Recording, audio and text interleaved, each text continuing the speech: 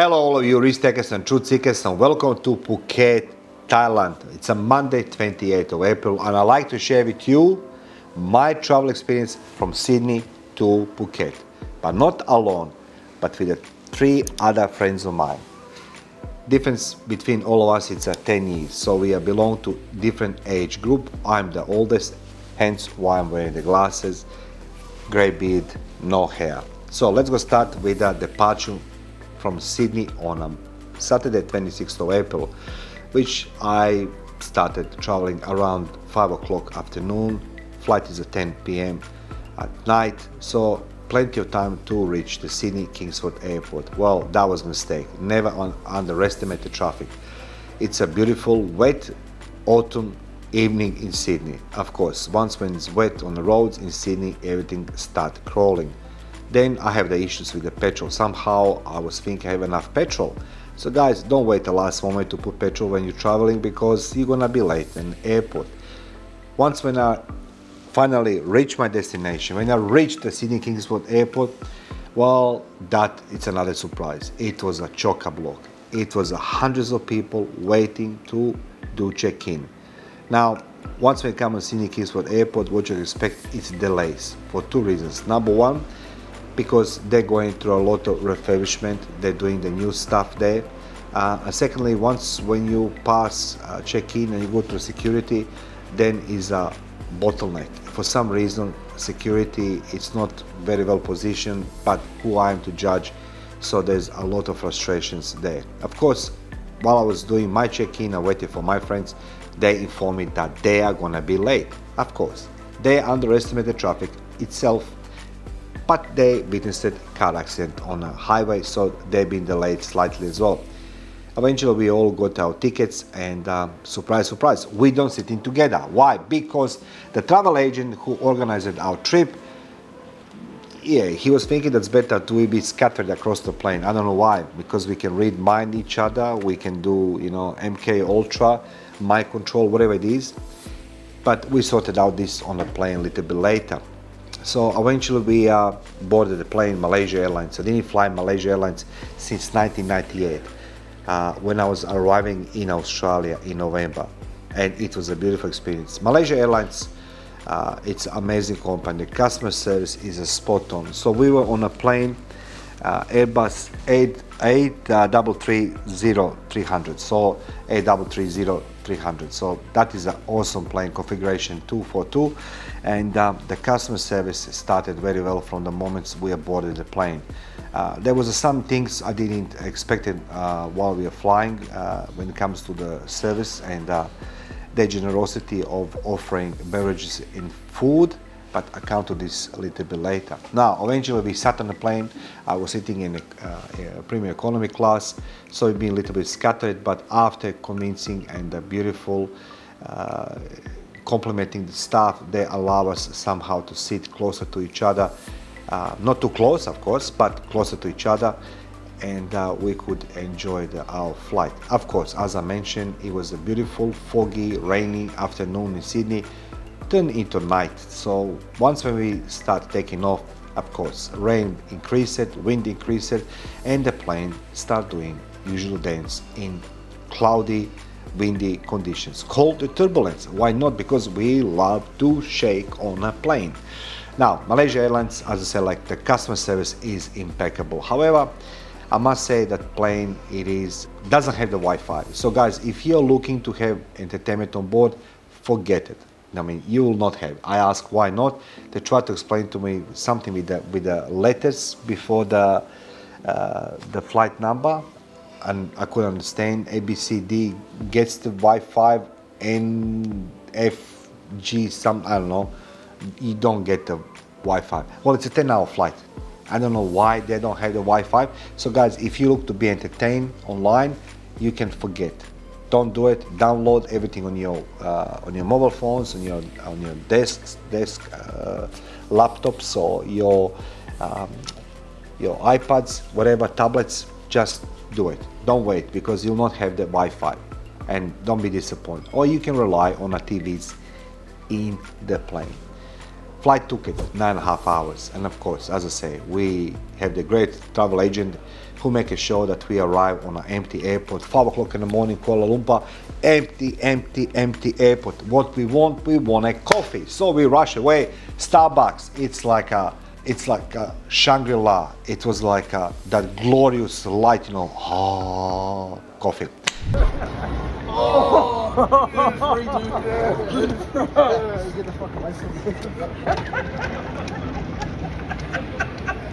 This is what's happened after 10 hours sharing the common space. Look at all this, look at this motor control. Like, it's like a jackass on a steroids, you know what I mean? We're ready, baby.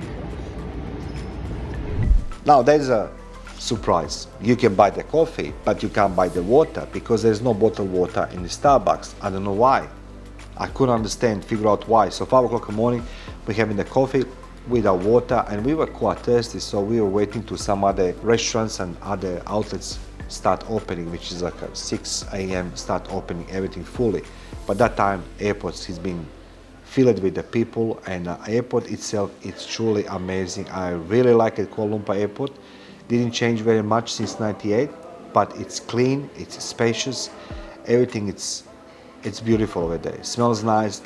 Again, ground staff, very polite. So guys, when you Kuala Lumpur, try to behave according to the laws, legislations. Don't be smart one, because it's very colorful airport, very colorful cultures passing by, and you can see things maybe you never expected to gonna see it. I'm just saying this to you in political correct way. After 4.5 hours waiting, because our travel agent, he found this very funny, you know what I mean? He found this is gonna be entertainment for all of us to be waiting. After 10 hours flight, we're gonna wait for the flight to Phuket, of course. Then we come to the Boeing 737-300 Malaysia Airlines. Again, amazing airplane, amazing stuff, amazing service. The food, you know, it was just, I'm speechless. Truly, Malaysia Airlines, well done. Flight between the Kuala Lumpur and Phuket takes 1 hour and a few minutes. You're flying above the ocean. It's a beautiful green, bluish water, blue sky, puffy white clouds. It's truly amazing and mesmerizing, I must say. Now, there's a point, you know, when you reach Phuket. I didn't know what to expect for Phuket. I tried to do my research, and I was surprised, of course. Phuket airport, it looks that he needs some maintenance, he needs a lot of paint, he needs a lot of refurbishment. But one thing what I experienced straight away, it's that open, welcome heart people, Thai people who waiting, they greeting you with the respect into their country. You know, passport, security, check-in, everything was just seamless. Even it's not the most flashiest airport. Even you don't see things you expect to see in an airport. You know what I mean? More lighting, more aircon, more colors. It's a simple airport, but people are beautiful. So welcome to Phuket. After passing security check, after passing passport control, and don't forget one thing, from the 1st of May, you will require to have electronic ID, fill it in online before you arrive in Thailand. So guys, be careful when you're coming in Thailand. Make sure that you check all visa requirements. So don't allow yourself to come in on a border and you don't have that piece of paper, because it's going to delay entry into the country, and you know, who knows else. So eventually, when we arrived in Phuket, we organize our transport on the ground. You can choose, get out of the airport, catch the cab, tuk-tuk, whatever you want, and you're gonna negotiate the price. In Thailand, everything is negotiable, particularly in Phuket. No question asked. You will negotiate everything. Everything is negotiable. But we opted for more regular transport. So we go to the registered office on airport, and our transport for 4 of us in minibus from Phuket Airport to the Patong Beach, where we are in this hotel, Graceland Resort Hotel, which I'm gonna do a review a little bit later. Took us about 45 minutes, and we paid 1400 baht, which is approximately about 60 Australian dollars, which is really not bad, you know what I mean? Like, it's enjoyable ride, because in Bali, when you're traveling from airport to any destination, any hotel, you're gonna, you know, enjoy that messy traffic where everybody rewrites the rules of the traffic in Bali. Here the roads are wide, brand new, very well organized. People behave on traffic. You don't see the millions Vespas, you know what I mean, and the entire families hanging from the Vespas and bringing the shops with them on a Vespa. It's very, very beautiful drive. So guys, before you travel in Phuket, make your own research, the prices, the costs for the transport, the visa requirements. Above all, don't forget one thing: enjoy when you come in Phuket, because these people here, they welcome you in the open arms. Every day the planes or the hundreds of tourists are arriving in Phuket and the hundreds of tourists are leaving Phuket. So guys, this is my take. It was first 24 hours. It's the first 24 hours in Phuket right now, and I must say it's beautiful here. So guys, stay tuned. Thank you for subscribing. Thank you for sharing. Let me know if you fly in Phuket, who you fly with, and what was your experience. And now it's time to check on my 3 other buddies who are still sleeping, because of course, why not? You know what I mean? They're younger.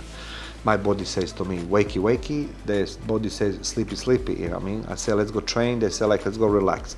So it's very, very interesting setup. So guys, good morning from Phuket. Feel free to subscribe, share, like, and comment.